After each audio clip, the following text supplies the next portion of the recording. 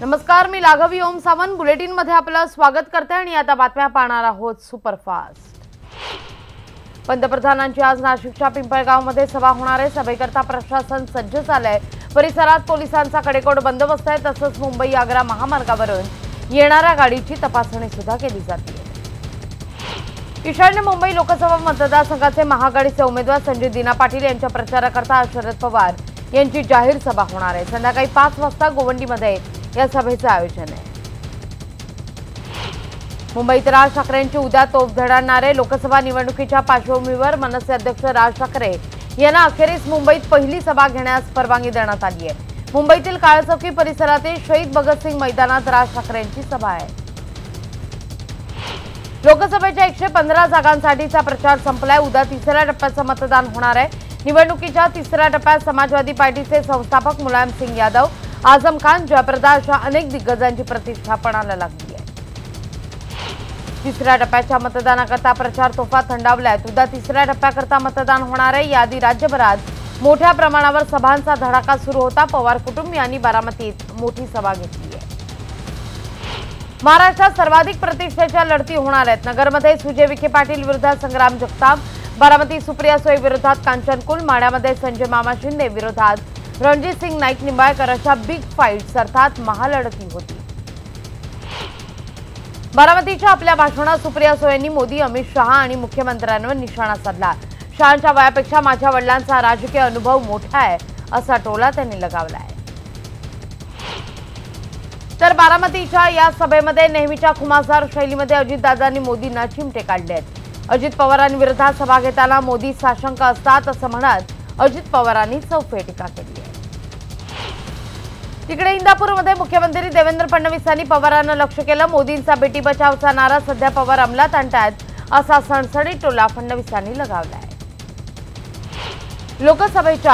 पालघर लोकसभेच्या रणसंग्रामामध्ये बवियाचे अध्यक्ष हितेंद्र ठाकूर यांनी मित्र पक्षांवरच गंभीर आरोप केलेत। पालघर लोकसभा निवडणुकीमध्ये माझ्या पक्षाच्या काही कार्यकर्त्यांसह सगळेच पक्ष भाजपला विकले गेल्याचा आरोप ते करतायत। मुंबईत सर्वच राजकीय पक्षांनी रविवारचा मुहूर्त साधत पदयात्रा, रॅलींवर भर दिला। सुट्टीचा दिवस असल्यानं मतदारांच्या गाठीपेटी घेण्यावर उमेदवारांनी भर दिलाय। उत्तर मध्य लोकसभा मतदारसंघातून भाजपच्या उमेदवार पूनम महाजन यांनी टिळकनगरमध्ये रॅली काढली होती। निवडणुकांच्या पार्श्वभूमीवर निवडणूक आयोगातर्फे अनेक ठिकाणी छापे टाकण्यात येत आहेत। कर्नाटकमध्ये गाडीच्या चाकातून रोकड जप्त करण्यात आली आहे। 2.5 कोटींची रक्कम या गाडीच्या चाकामधून जप्त करण्यात आली आहे। निवडणुकीच्या तोंडावर चाकातून एवढी मोठी रक्कम सापडल्यानं खळबळ उडली आहे। प्रचारासाठी शेवटचा रविवार म्हणून ईशान्य मुंबईचे महायुतीचे उमेदवार मनोज कोटक यांनी मतदारसंघात बाईक रॅली काढून प्रचार केलाय। भारतीय जनता युवा मोर्चाच्या वतीनं ही बाईक रॅली एलबीएस मार्गे काढण्यात आली आहे। आपल्या समस्या प्रशासनापर्यंत पोहोचवण्याकरता नागरिकांनी आंदोलनाचं हत्यार उपसले। घाटकोपर, रामनगर इथला सिंहगड आणि सिंधुदुर्ग संस्थेतील झोपडपट्टी धारकांच्या वतीनं धरणं आंदोलन करत लोकसभा निवडणुकीवर बहिष्कार टाकण्याची घोषणा करण्यात आली। गोव्यात लोकसभेच्या 2 आणि विधानसभा पोटनिवडणुकीच्या 3 जागांकरता 23 एप्रिलला अर्थात उद्या मतदान होणार आहे। प्रचाराची सांगता झाली आहे। मतदान शांततेत आणि निपक्षपातीपणे पार पडावं याकरता प्रशासन सज्ज असल्याचं मुख्य निवडणूक आयुक्त कुणाल यांनी या संदर्भात माहिती दिली आहे। पंढरपूरमध्ये मराठा क्रांती मोर्चाचे राज्य समन्वयक रामभाऊ गायकवाड यांनी भाजपला मतदान न करण्याचं आवाहन केलंय। मराठा क्रांती मोर्चा दरम्यान मोठ्या प्रमाणावर तरुणांवर केस टाकण्यात आल्या होत्या आणि यावर त्यांनी या संदर्भात आवाहन केलंय। सातारा जिल्ह्यात उरमोडी धरणामुळे विस्थापित झालेल्यांना 30 वर्षांनंतरही अजून पूर्ण न्याय मिळालेला नाहीये। सातारा शहरापासून फक्त 7 ते 8 किलोमीटर अंतर असूनही सगळ्या गोष्टींपासून ही माणसं आज तागायत वंचित आहेत। ईशान्य मुंबईचे भाजपचे उमेदवार मनोज कोटक यांनी प्रचारादरम्यान चक्क मिसळपाववर ताव मारलाय। यावेळी त्यांचा मिसळपाव खातानाचा व्हिडिओ व्हायरल झालाय। मूळ गुजराती असलेले मनोज कोटक हे मराठमोळ्या पदार्थांवर ताव मारत असल्यानं या व्हिडिओला मराठी मतांसोबत जोडलं जात आहे। उत्तर पश्चिम मतदारसंघाचे काँग्रेसचे उमेदवार संजय निरुपम यांनी मॉर्निंग वॉक दरम्यान प्रचार केलाय। सुट्टीचा दिवस असल्यानं मुंबईच्या समुद्र किनाऱ्यावर फेरफटका मारणाऱ्यांची संख्या जास्त असते आणि त्यामुळे संजय निरुपम यांनी मुंबईच्या जुहू समुद्र किनाऱ्यावर भेट देत मतदारांशी संवाद साधलाय। सध्या नवी मुंबई काँग्रेस जिल्हाध्यक्ष अनिल कौशिक आणि माजी जिल्हाध्यक्ष दशरथ भगत यांच्यात झुंपली आहे। राष्ट्रवादीनं प्रचाराला अनिल कौशिक यांना बोलावल्यावर दशरथ भगत यांचा नगरसेवक गट प्रचारापासून 4 हात लांब राहतोय। कल्याण लोकसभेत आगरी मतांकरता संघर्ष सुरू झाल्याचं चित्र आहे। राष्ट्रवादीचे उमेदवार बाबाजी पाटील यांना आगरी समाजाच्या बहुतांश संघटनांनी पाठिंबा जाहीर केलाय, तर शिवसेनेचे आमदार सुभाष भोईर यांना मात्र आगरी समाज शिवसेनेच्या पाठीशी उभा राहील असा विश्वास व्यक्त करताना ते दिसत आहे। मुंबईमध्ये फेरीवाल्यांमुळे त्रस्त झालेल्या नागरिकांनी मतदानात नोटाचा पर्याय निवडणार असल्याचं म्हटलेलं आहे। चांदिवलीतल्या पादचारी रस्त्यांवर फेरीवाल्यांनी ठाण मांडले आणि त्यामुळे नागरिकांनी त्यांना गुलाबाचा फूल देऊन दुकानं हटवण्यास सांगितलंय। काँग्रेस आणि राष्ट्रवादी महाआघाडीच्या वतीनं टीव्हीवर भाजप सरकार विरोधात जी जाहिरात दाखवली जाते त्या विरोधात भाजप शिष्टमंडळानं वरिष्ठ पोलीस अधिकाऱ्यांकडे तक्रार दाखल केली आहे। या संदर्भात निवडणूक आयोगाकडे ही तक्रार दाखल करण्यात येणार असल्याची माहिती आमदार प्रवीण दरेकर देत आहेत। डॉक्टर श्रीकांत शिंदे यांच्या प्रचाराच्या मेळाव्यामध्ये जमून पुरस्वामी यांनी एक वादग्रस्त वक्तव्य केलंय। मतदानाच्या दिवशी तुमच्या बूथवर प्रतिस्पर्धी उमेदवाराला 0 मतं पडली तर तुम्हाला प्रत्येकी 11,000 रुपयाचं बक्षीस देऊ असं पुरस्वामी यांनी म्हटलंय। या प्रकरणी राष्ट्रवादी काँग्रेसनं निवडणूक अधिकाऱ्यांकडे तक्रार दाखल केली आहे। एनआयएनं वर्धा छापा टाकत आयएसआयशी संपर्क असल्याच्या संशयावरून एका महिलेला अटक केली आहे। आज एनआयए या महिलेला नागपूरमध्ये दाखल करणार आहे आणि हिची कसून चौकशी सुद्धा होणार आहे। पुणे नगर हायवेवर शिरूर बाह्य रस्त्यावरील पाचळणे मळा इथं भीषण अपघात झालाय। रस्त्याच्या कडेला बंद पडलेल्या कंटेनरला कारनं मागून येऊन धडक दिली आणि या भीषण अपघातात 4 जण ठार तर 1 जण गंभीर जखमी आहे। चंद्रपुरातल्या राजुरा शहरात एका वसतिगृहात आदिवासी विद्यार्थिनीवर अत्याचार होत असल्याचं उघड झालंय। त्यांच्याकडे चौकशी केली असता एकूण 7 मुलींवर असा अत्याचार झाल्याचा वैद्यकीय अहवाल आहे। कल्याण पूर्वेकडील तिसगाव भागात सुरू असलेल्या जत्रेत कुस्तीचा थरार पाहायला मिळाला। इथल्या या कुस्तीमध्ये रायगड जिल्ह्याबरोबरच आजूबाजूच्या परिसरातील अनेक कुस्तीपटू सहभागी झाले होते। उस्मानाबादमध्ये 4 चाकी गाडीचा पुढचं चाक फुटून गाडीला आग लागल्याची घटना घडली आहे। या अपघातात 3 जणांचा होरपळून मृत्यू आहे तर 1 जण गंभीर जखमी। वर्धा जिल्ह्यात ट्रकच्या धडकेत 2 दुचाकी स्वारांचा मृत्यू झालाय। तिवसा इथून देवळीला येणाऱ्या दुचाकीला विरुद्ध दिशेने येणाऱ्या ट्रकनं जबर धडक दिली आहे। रायगडच्या खोपोलीमध्ये महिंद्रा पिकअप टेम्पो उलटून अपघात झालाय। या टेम्पोमध्ये 12 प्रवासी असल्याची माहिती मिळते। 3 पुरुष 3 महिला आणि 6 लहान मुले टेम्पोमधून प्रवास करत होते। पुणे शिरूर इथं बोरवेलमध्ये 2 वर्षांचा चिमुकला अडकलेला होता आणि या चिमुकल्याला पोलीस आणि स्थानिक नागरिकांच्या वतीनं सुखरूपपणे बाहेर काढण्यात आलंय। सार्थक धोत्रे असं या चिमुकल्याचं नाव आहे। अमरावतीत एका शेतकऱ्याला नाल्यामध्ये बिबट्याचा बछडा आढळून आला होता आणि वन विभागातर्फे या बिबट्याला 2 दिवस रात्रभर एका जागी ठेवण्यात आलं आणि त्यानंतर मादी बिबट्यानं तिथे येऊन ती आपल्या बछड्याला तिथून घेऊन गेली आहे। अमरावतीच्या तिवसा तालुक्यातील शेंदुरजना बाजार इथे एका 60 वर्षीय अपंग वृद्धाचा झोपलेला असताना जळून मृत्यू झालेला आहे। सकाळच्या सत्रात त्याच्या खाटेशेजारी लावलेल्या चुलीची ठिणगी त्याच्या बिछाण्यावर पडली आणि हा अनर्थ घडला। मनमाड शहरातील नांदगाव मार्गावर असलेल्या औद्योगिक वसाहतीतील एका फ्लोअर मिलला भीषण आग लागलेली आहे। 3 तासांच्या प्रयत्नांनी आगीवर नियंत्रण मिळवण्यात यश आलंय।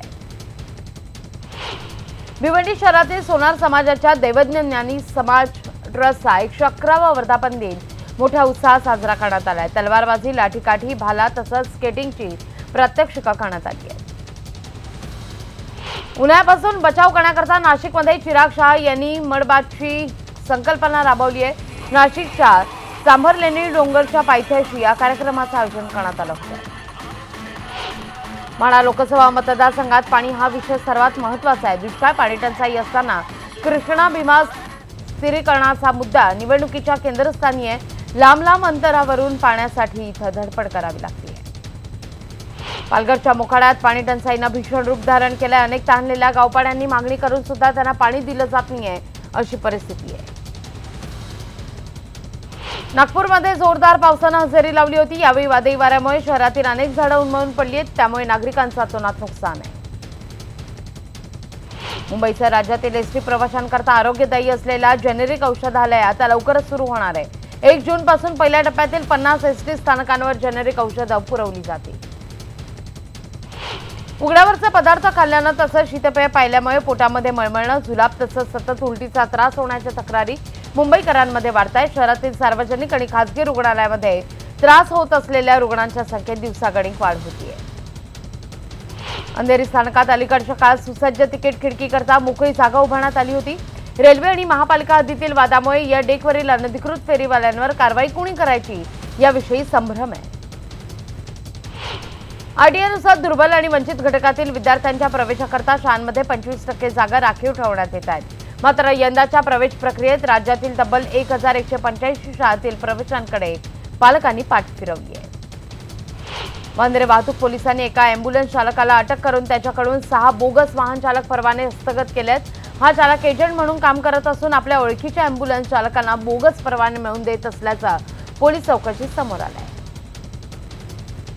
पावसाळ्यामध्ये झाडं उन्मळून पडून वित्त आणि जीवितहानी होण्याची शक्यता असते आणि यामुळे संबंधितांनी पालिकेच्या पूर्व परवानगीनं आपल्या परिसरातील अवास्तव वाढलेल्या झाडांच्या फांद्या छाटाव्यात असं आवाहन करण्यात येत आहे। कल्याणच्या धरणातील पाणीसाठा पाहता निवडणुका संपताच मे महिन्यात पाणी कपातीत काही अंशी वाढ होण्याची भीती व्यक्त करण्यात येते आहे। मे महिन्याच्या सुरुवातीला धरणातील पाणीसाठ्याचा आढावा घेत पाणी कपाती संदर्भात निर्णय घेतला जाणार असल्याचं अधिकाऱ्यांचं म्हणणं आहे। बातमी श्रीलंकेची। श्रीलंकेमध्ये साखळी स्फोटातील मृतांचा आकडा आता वाढल्याचं समोर येत आहे। हा आकडा 207 वर गेलाय, तर हल्ल्यामध्ये 400हून अधिक जण गंभीर जखमी झाल्याचं वृत्त आहे। सध्या पोलिसांनी या स्फोटाप्रकरणी 7 जणांना ताब्यात घेतलंय। मृतांमध्ये 35 परदेशी नागरिकांचा समावेश आहे। या हल्ल्यामध्ये नॅशनल हुरियत जमात नावाची अतिरेकी संघटना असल्याची शक्यता वर्तवली जाते। जैरान हाशमी असं या संघटनेच्या म्होरक्याचं नाव आहे। या बॉम्बस्फोटामध्ये तोही मारला गेल्याचं वृत्त आहे, पण या संदर्भात श्रीलंकन सरकारनं अद्यापही पुष्टी केलेली नाही। भारतीय उच्चायुक्तांना माहिती दिल्याप्रमाणे श्रीलंका स्फोटामध्ये 3 भारतीय नागरिकांचा मृत्यू झालाय। लोकाशिनी, नारायण चंद्रशेखर, रमेश अशी या मृतांची नावं आहेत। पंतप्रधान मोदी यांनी श्रीलंकेत झालेल्या हल्ल्याचा निषेध व्यक्त केलाय। पंतप्रधान मोदींनी श्रीलंकेत झालेल्या साखळी स्फोटाचा तीव्र निषेध करणारं तसंच ट्विट जारी केलेलं आहे। परराष्ट्र मंत्री सुषमा स्वराज या तिथल्या परिस्थितीची माहिती त्यांच्या ट्विटरवरून सातत्यानं देतात। सुषमा स्वराज यांनी ट्विट करून आपण सातत्यानं भारतीय उच्चायुक्तांच्या संपर्कात असल्याचं म्हटलेलं आहे। राष्ट्रपती रामनाथ कोविंद यांनीही श्रीलंकेच्या पूर्णपणे पाठीशी उभं असल्याचं ट्विट केलंय। श्रीलंकेत झालेल्या भ्याड हल्ल्याचा भारताकडून निषेध करत त्यांनी या संदर्भात खेद व्यक्त केलाय। निरपराध नागरिकांवर झालेला हा अमानुष हल्ला असल्याचं कोविंद म्हणतात। श्रीलंकेमध्ये झालेल्या साखळी बॉम्बस्फोटाच्या घटनेचा जगभरातील नेत्यांनी निषेध व्यक्त केलाय। ब्रिटनच्या पंतप्रधान थेरेसा मे यांनी हे हल्ले अत्यंत भयावह असल्याचं म्हटलंय, तर न्यूझीलंडच्या पंतप्रधान जसिंडा आर्डर्न यांनीही त्याचा निषेध व्यक्त केलाय। अमेरिकेचे राष्ट्राध्यक्ष डोनाल्ड ट्रम्प यांनीही ट्विट करून श्रीलंकेमध्ये झालेल्या साखळी स्फोटाच्या मालिकेचा निषेध केला। मात्र ट्विट करत असताना त्यांनी या हल्ल्यामध्ये मृत झालेल्या व्यक्तींचा आकडा हा तब्बल 138 मिलियन असा टाकल्यानं गोंधळ उडालाय। मात्र ही चूक लक्षात आल्यानंतर पुढच्या काही वेळातच त्यांनी हे ट्विट डिलीट केलंय।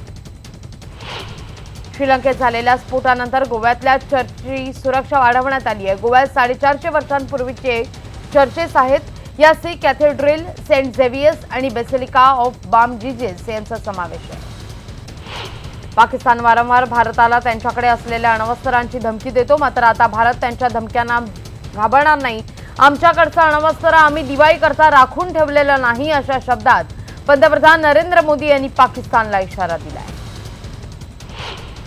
काँग्रेस अध्यक्ष राहुल गांधी यांनी परवानगी दिली तर मला वाराणसीतून लढायला आवडेल अशी इच्छा त्यांनी बोलून दाखवली आहे आणि त्यामुळे प्रियांका गांधी या पंतप्रधान नरेंद्र मोदींविरोधात वाराणसीतून लढण्याची शक्यता बळावली आहे।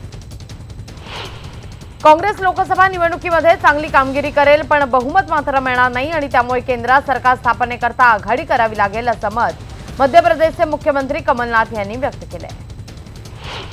मी कोणत्याही शहीदाचा अपमान केलेला नाही असं साध्वी प्रज्ञा सिंग ठाकूर यांनी म्हटलंय। निवडणूक आयोगानं बजावलेल्या नोटीसीला उत्तर देताना प्रज्ञा सिंग यांनी आपली बाजू मांडली आहे। भाजपकडून 7 उमेदवारांची यादी जाहीर करण्यात आली। यात इंदूरमध्ये भाजपच्या शंकर लालवानी यांना तर उत्तर पूर्व दिल्लीतून मनोज तिवारी यांना उमेदवारी देण्यात आली आहे।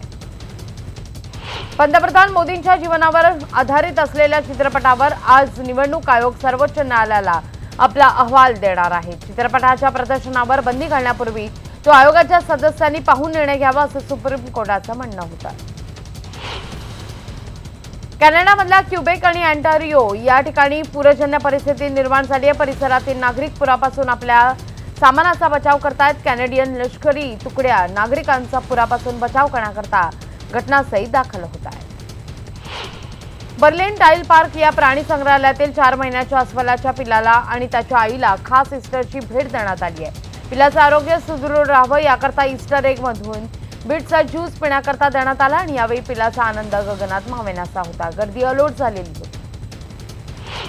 कोलंबियाच्या दक्षिण पश्चिम भागामध्ये मुसळधार पावसामुळे दरड कोसळली आणि या दुर्घटनेमध्ये 14 जणांचा मृत्यू झालाय तर 5 जण गंभीर जखमी आहेत। मातीचा ढिगारा हटवण्याचं काम युद्धपातळीवर सुरू आहे।